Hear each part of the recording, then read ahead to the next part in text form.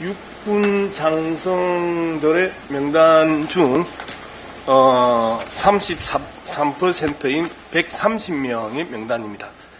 최근에 육군 88명, 해군 20명, 공군 22명, 총 130명의 장성이 인물백과사전 나무위키에서 그 기록을 삭제해 달라고 해서 삭제되거나 삭제되기 중에 있는 명단입니다. 지난 총선 직후부터 이 릴레이가 계속되고 있습니다. 특히 정보 삭제 최초의 시행자가 윤석열 정부의 핵심 군인사로 알려진 충암고 출신 여인영 국군 방첩사령관이고요. 그리고 두 번째가 그의 동기 신은봉 국군 인사사령관입니다. 혹시 국방부 장관 현재 재직 중에 있고 안보실장도 같이 하시는 거죠? 그렇습니다. 나무위키에 삭제하라고 지시한 적이 있으신가요? 아니, 저는 그런 지시한 적 없고 저 사실도 처음 알았습니다. 그렇죠. 네. 저희들이 긴장하고 걱정하는 부분이 바로 이런 부분입니다. 실질적으로 소위 세간에서 이야기되고 있는 충암파 이야기는 들어보셨나요? 뭐 그런 이야기를 국방에서 나왔는데 전혀 근거 없다고 생각합니다. 전혀 근거 없다. 네. 예, 정보 라인들이 다 충암고 출신인 것은 아시죠?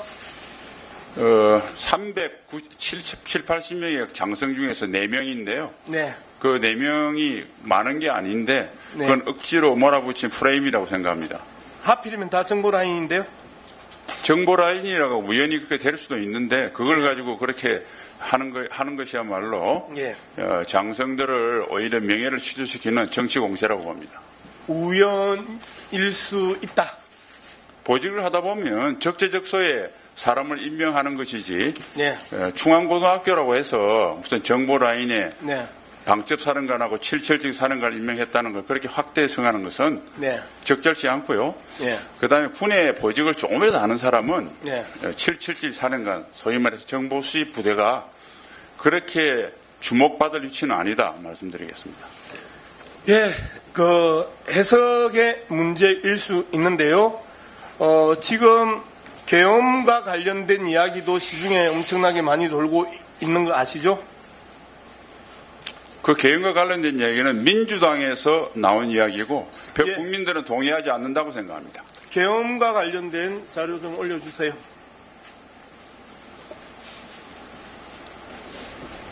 자, 이 계엄과 관련된 내용의 핵심은 뭐냐면요. 두 가지 조건의 충족입니다. 첫 번째, 국민들 간의 갈등을 극대화시켜서 무력 충돌을 유발하는 것. 두 번째는 대북 강경 발언과 북한을 끊임없이 자극하면서 북한의 도발을 유도하는 것. 이렇게 했었을 때 계엄의 두 가지 조건이 충족된다가 박근혜 정부 기무사가 만든 문건입니다. 그런데 최근에 대통령의 강복절 기념사에서 자유민주주의 체제를 위협하는 반국가 세력이 곳곳에서 암약하고 있다라고 이야기를 했죠. 의원님, 박근혜 아니, 정부의 잠깐만요. 계엄 문건은 제가 지금 사실 질문하고 있잖아요. 전혀 다른 이야기를 지금 하고 계십니다. 제가 지금 질문하고 있잖아요. 천천히 말씀하세요. 왜 과음을 지르세요? 말씀하십시오. 실장님, 네. 여기 싸우러 오셨어요?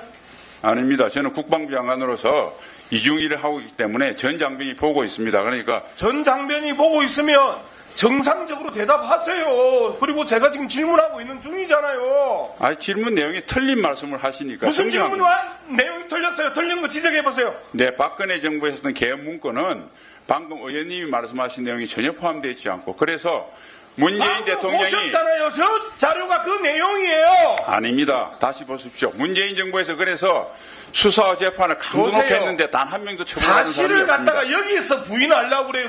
자료를 보여주고 지금 그 자료를 내용 해설을 해서 이야기를 해주는데 그리고 다시 말씀드릴게요. 자유민주주의 체제를 위협하는 반국가 세력이 나라 곳곳에서 암약하고 있다.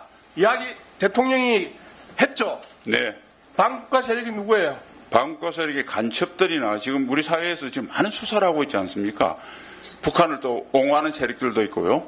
그게 당연히 반국가 세력이 아니면 누가 반국가 세력입니까? 자, 그렇다 칩시다. 100번 양보해서. 네. 그 세력이 갑자기 생겼나요? 아니, 옛날부터 있어 왔습니다. 그러면 총력 대응은 뭐예요? 그 세력에 대해서 지금 지난 정부에서 방첩 기능이 무능화되는 바람에 여러 가지 사건이 일어나니까 경각심을 가지고 북한 체제를 옹호하거나 뜬금없이 갑자기 경각심이 생겼어요. 그래서 그동안에 쓰지 않았던 국민 총태세, 총력전 이런 표현을 쓰나요?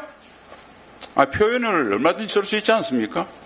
지금 우리 사회에 대통령이 말씀을 하시는 한마디 한마디가 경제와 안보 그리고 국제 정세에 결정적인 영향을 미치는데 표현이라고 지금 말씀하신 거예요?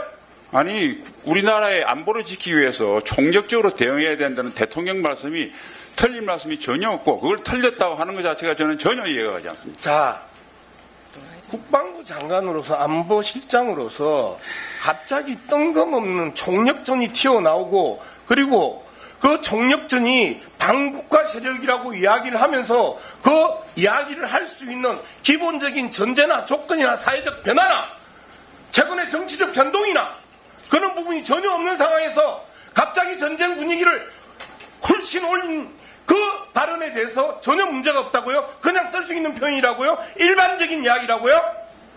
제가 봐서는 의원님께서 그에 대해 총력 대응을 해야 된다는 말씀을 전쟁으로 비유하고 우리 사회 여러 가지 안전 위해 요소에 대해서 오히려 그것을 소홀히 생각하는 게 더 큰 문제라고 생각합니다. 더 큰 문제가 아니고요. 대통령이 불과 일주일 전에 국민들이 먹고 살기 힘든데 무슨 이념 논쟁이냐 그 이야기 하셨어요.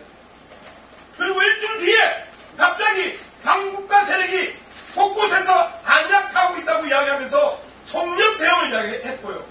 그리고 북한의 종말을 선언하고 그런 상황에 대해서 장관 입장에서 무슨 환경의 변화나 정세의 변화나 외교상의 변화나 경제적 변화나 급격하게 그런 이야기를 할 수 있는 일주일 만에 변화가 있었을 때 그런 이야기를 할 수 있는 거 아니에요. 그런데 전혀 문제가 없다. 일상적인 문제다. 70년 내내 80년 내내 분단 국가 내내 그러면 그 이야기가 일상적으로 이야기를 해야 되는데 왜 이제까지 2년 동안 안 했어요?